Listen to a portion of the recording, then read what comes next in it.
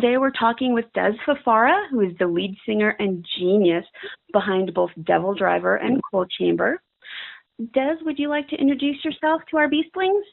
Hello, everybody. This is Dez. Thank you very much for having me. Let's talk about some geek stuff. Okay. Talking kind of geeky. You just performed at the massive Incarceration Festival at the world-famous Ohio State Reformatory with dozens of other bands. What was that like? That was an incredible experience. First of all, we were very grateful to be asked and humbled to be, asked and be amongst all those other bands. But the show itself was fantastic. And when I asked people, how many people, after we've been around such a long time, how many people have never seen DevilDriver live? It was like half the crowd went up. So I think we've got some more work to do in that area of the country. But it was a fantastic show, man. And it was a good time had by all, for sure. It's awesome, yeah. We talked to Guy Daigle from Acadia, and he said he absolutely loved your set and that he was so excited to get to play with y'all. Oh, cool. Yeah, we met a lot of really great people that day. I went out in the crowd like I do all the time, and I just walked around, shook hands and said hello to people, and it was a great day. Everybody was in really good spirits and really cool place to hold a concert as well. What a crazy venue. So did you take any of the tours of the Reformatory and see anything weird? Well, I went inside for interviews and stuff. I didn't see anything inside that would lend itself to reform. Okay, so you know what I mean? And then I myself have been to jail in my past. So when they wanted me to go like inside the jail to go ahead and do interviews and stuff, I didn't want to do that. I didn't really want to hear that door clink behind me again. Oh, I can imagine that would be pretty. Yeah, but it was a really crazy day, and what a crazy setup, and and I heard it's tremendously haunted, which of course you can only imagine the pain and suffering that went on in that place. I mean, the one part below it where they said this was the boys' reformatory, I was looking around and thinking to myself, who are you going to reform by having to live here? It was crazy. When I heard that it shut down in the 90s, I had thought that the thing had been shut down in the 40s the way that it looked. So the fact that it still ran in the 90s, yeah, I don't know. I think we need to take a look at what we're doing to humankind, Yeah, I totally agree. The school-to-prison pipeline is pretty horrifying in and of itself. True that. Kind of going along with that needing to be reformed, you just released a very interesting album. It's Outlaws Till the End, Volume 1, which is your spin on a number of different classic outlaw country songs.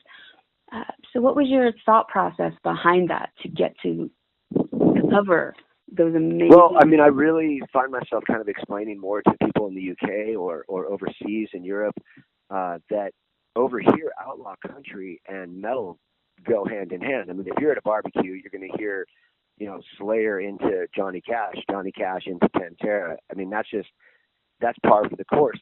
And, you go to concerts, the kid with the Slayer back patch has a Johnny Cash patch on as well. So it's always kind of gone hand in hand. It's just never been done right. I've heard heavy metal bands try to cover, like, say, for instance, Ghost Riders or other songs, but they've done it, like, tremendously placid and safe in order to kind of either cross over into genres or they're just taking the cover in too much of a safe direction. So DevilDriver is paying homage to these outlaw artists, Cash, Wailing, Willie, Hank Sr., who are much like the Lemmys of their generation, of their genre, right, in outlaw country. They broke open their space, and their lyrics, their storytelling is the most poignant on the planet. Whenever I hear those songs, like, for instance, Whiskey River with Mark Morton and Randy from Lamb of God on it with me, I've always heard that thing heavy.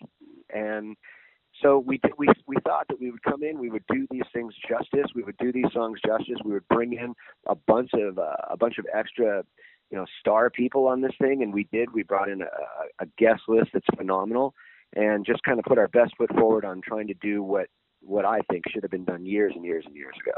Yeah. And just going with that guest list, what was it like to work with people like Hank III and John Carter Cash, who are the sons of two of the greats of outlaw country? Just an unreal experience. I've been friends with Hank 3 for almost 25 years. He's one of my favorite guys on the planet and one of the true outlaws out there doing outlaw country. You know, he's not skewing his art for pop or for pop radio. He's doing his thing on his own terms. And then to meet and work with the Cash family, that was fantastic. We came to Nashville. We came to the Cash cabin. And from the time we arrived, we felt at home. John Carter and Anna Cash are wonderful people. John took me in, and the first hour he spent talking about his love of heavy metal, how it saved his life when he was a child. He showed me pictures of his dad, Johnny, taking him to go see Ozzy when he was 10 years old. And all I wanted to talk about was, you know, hey, your dad's music, Johnny Cash's music, has got me through. I love outlaw country. So it was a real meeting of the minds for like the first hour that we were there. And then to watch John Carter track, to watch Anna Cash track, for myself to be able to track at the Cash cabin, and I got to sign the famous mantle over the fireplace that was put in by Johnny Cash, and I signed next to Willie Nelson and Chris Cornell from Soundgarden. That's like an unbelievable thing. So just, I think camaraderie was a huge word around this record, and that's what it was about, taking two genres, outlaw country and metal, putting them together in a fiery car crash and bringing guys from four different genres of music. So you've got John Carter Cash, Anna Cash, Hank 3 from outlaw country. You've got, you know, from metal, you've got Randy, you've got Mark Morton, you've got myself, you've got Wednesday 13, Brock from 36 Crazy Fists. From the punk rock side, you've got like the legend Leaving, the singer of Fear. So there's just there's a lot going on this record, and I think that's part and parcel why people are really digging it, because there's guys from four different genres that came to do this, and everybody has their own story about what outlaw country meant to them and why we're blurring the lines here and putting two things together that, I mean, rightly so, have probably existed apart, but now it's time definitely for them to come together. And speaking of the bringing things together, you've been a part of the metal scene for like almost 30 years, and so many bands have thanked you for being an inspiration to their music. So how does that make you feel, knowing that you helped form an entire new generation of metal? I mean, I'm really too consumed looking at the front windshield to look at the rear view. But whenever I hear those things, obviously it's very nice to hear, and it's cool to hear. I really have no time for the rear view right now. I'm looking forward in so many ways. But I do have a lot of young bands come up, and I grew up on your music. You know, thanks for giving me music over the years. And look, I'm just a blue collar guy. I was a bricklayer that worked real hard at both things that I did, and came up on a record deal. So I believe that you can have anything in your life that you want if you try hard, if you work hard, if you stay positive. So whenever I hear those kinds of things, I automatically turn around, shake the guy's hand or the girl's hand if they're in a band, and say, cool, you know, like, try as hard as you can, give 110%, you know, and hopefully I'll see you on tour with me soon. And that giving 110%, you and your wife just recently started Oracle. How great is that for you to be able to offer opportunities to up-and-coming bands? It's a wonderful thing to be able to give back. And we started the Oracle management just about 2 years ago. Our roster is absolutely massive and growing daily. And we've got everybody from, you know, Ross Robinson to Jose Mangan that people listen to on a daily basis, to Combi Christ, DevilDriver, Wednesday 13. There's a myriad of groups, and we're taking on more every day. We've hired on another manager, as well as 2 other assistants. So it's a wonderful thing to build. I'm a kind of guy, from Coal Chamber to DevilDriver to the Oracle to Sun Cult, which is a lifestyle brand that I do with Randy from Lamb of God. I love to build, and I love to see things become a success through hard work and through positivity. And that's really where I met with the Oracle as well, is when a young band comes in, or an older band that needs advice, I've already been there. I've already been to those places that they want to talk about, and I can give them guidance. And I think, you know, as I get later on in years, it feels good to me to be able to do that, to be able to take someone like Amigo the Devil, bring him in, go find him a record label, get him with Ross Robinson to produce a great record that's coming out on the Regime Records in October. You know, get tours for people, put their careers together, put them with, you know, accounting firms, tell them how to watch their money, how to plan for the future. It's a very important thing. And so to be part of that, be able to do that for young bands, I think that's just a phenomenal aspect of giving back to the community that gave me so much for the last 30 years. And giving back to the community, you started rescuing animals. And what's the most rewarding part of that for you? Waking up in the morning and having them all over my bed. I've got 4 cat rescues. I've got 2 dogs, a Doberman and a Great Dane.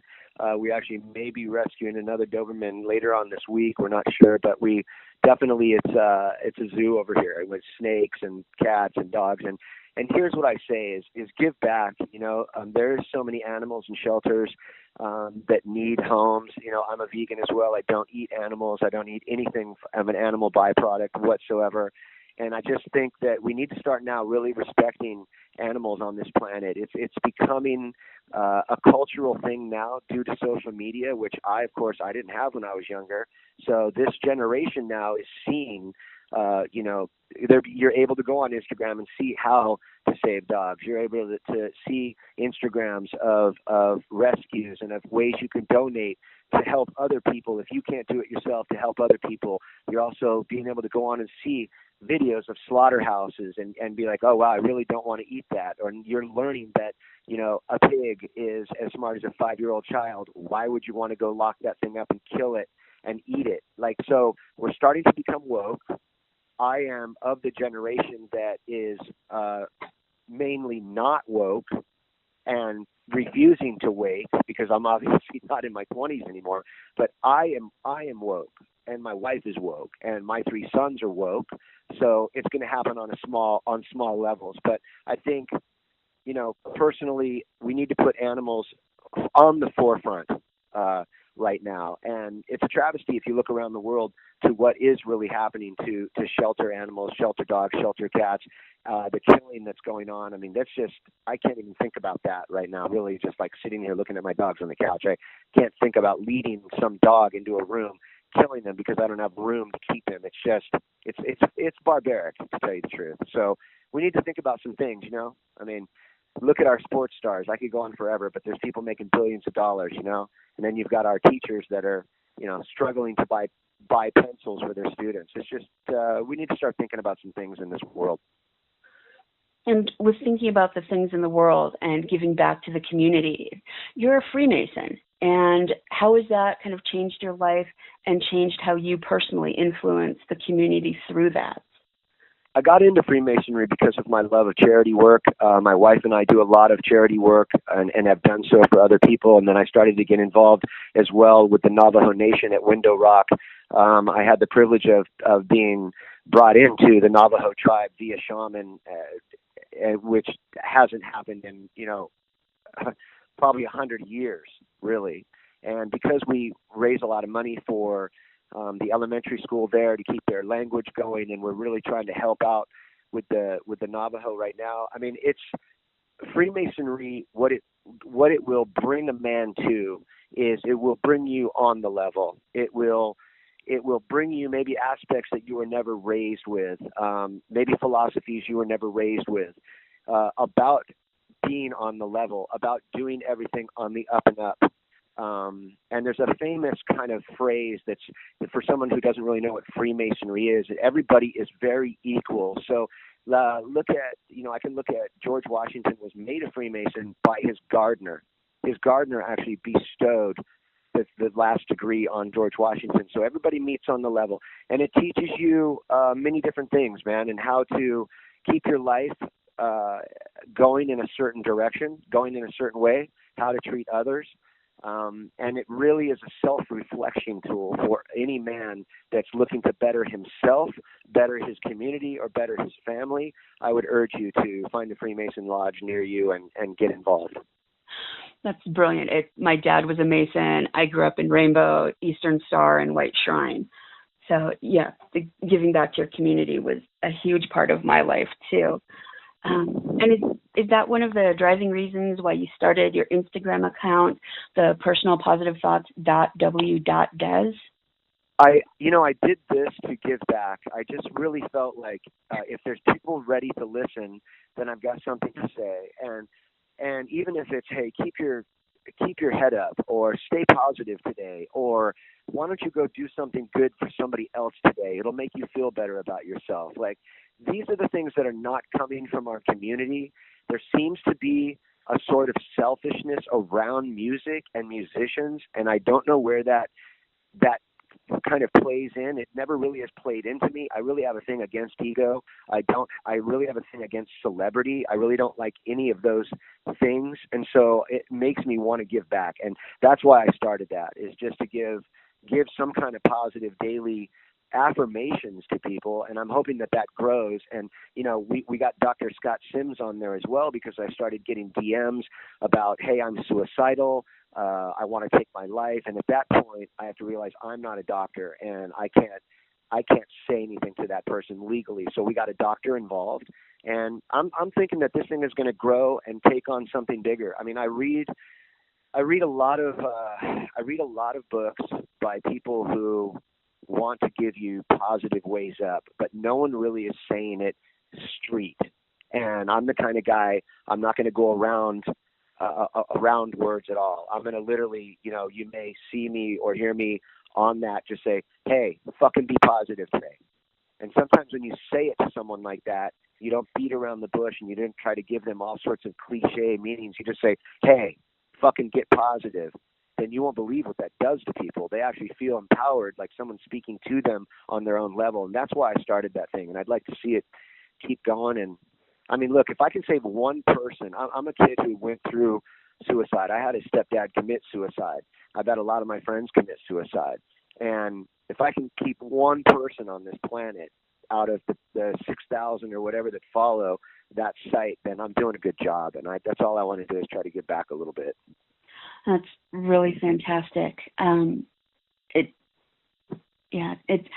We don't get to talk to many folks who have devoted that much of their life to giving back to the community, and it's really awesome to hear somebody talk about that. Well, I mean, I really wouldn't have anything. I came in this as a kid with Coal Chamber, got lucky with what we were doing, and the community gave me a life. So I've been married for over 20 years. I've raised 3 sons on what the community has given me. If you bought a record, if you've bought a shirt, if you've come to a show, if you've supported one of my charities, like, thank you. And so what else can I do to give back to that? And that's really where I'm at in life right now, is, okay, now how can I reciprocate and give back to the people that are given to me? So I can only do what my heart tells me to do.